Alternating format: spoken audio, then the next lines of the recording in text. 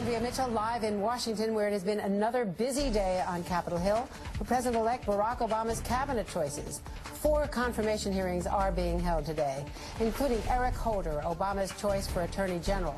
While facing tough questions from Senate Republicans, or some Republicans at least this morning, Holder did what the current and previous attorneys general have avoided by issuing a clear answer to the question of whether the U.S. interrogation tactic of waterboarding amounts to torture. Waterboarding is torture. It would violate the international obligations that I think all civilized nations have agreed to. You know, there was an interesting, scab ripped off this morning, brilliantly, I thought, the question of torture.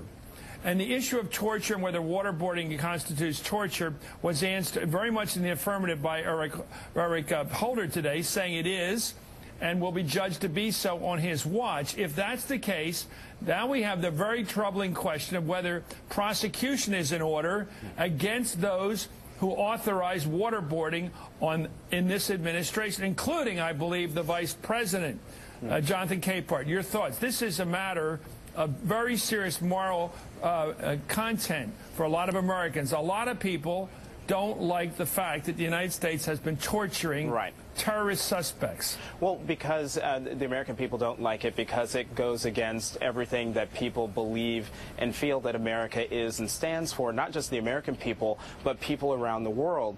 I think that it was very good that Eric Holder just forthrightly said that waterboarding is torture, forthrightly said that it would be considered as such if he is, made Attorney General. But I do think that the, prosecuting those who did this, I think is a much farther step. That I don't know if President-elect Obama, once he's sworn in, is going to go that far. I mean, I know he has said when it comes to talking about looking back at things that the Bush administration had done on the international stage might not be a good idea, and that the whole that we should be looking forward. This specific detail, however, is one that we should be paying attention to see what exactly he does. It's one thing to declare waterboarding torture and saying that it will be so in your administration. It's another thing to go the extra step of prosecuting those who did it when it was deemed not to be torture when it was done. Jonathan Holder, your views on that very point. Yeah, I think they are in a quandary here in terms of figuring out prosecution. But there was one quote that Eric Holder used today that offers them a little bit of a way out. It's a very famous quote in legal circles from Supreme Court Justice Robert Jackson, who was the chief prosecutor at the Nuremberg trials.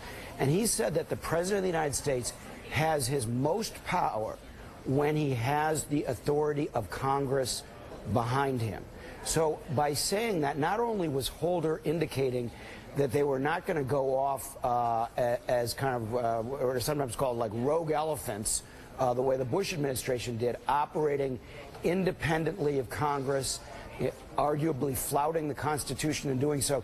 Not only were they going to work with Congress on these complicated constitutional issues, but I think on political issues like whether to prosecute or not, they will also work closely with the Congress, and that will share political responsibility for these decisions. So, for instance, if they decide, no, we won't prosecute some of these cases, they'll say we made this decision in collaboration with the congressional leadership and on the advice and counsel of the Senate Judiciary Committee and other such legislative bodies. That gives them some real cover for these tough decisions ahead. I'm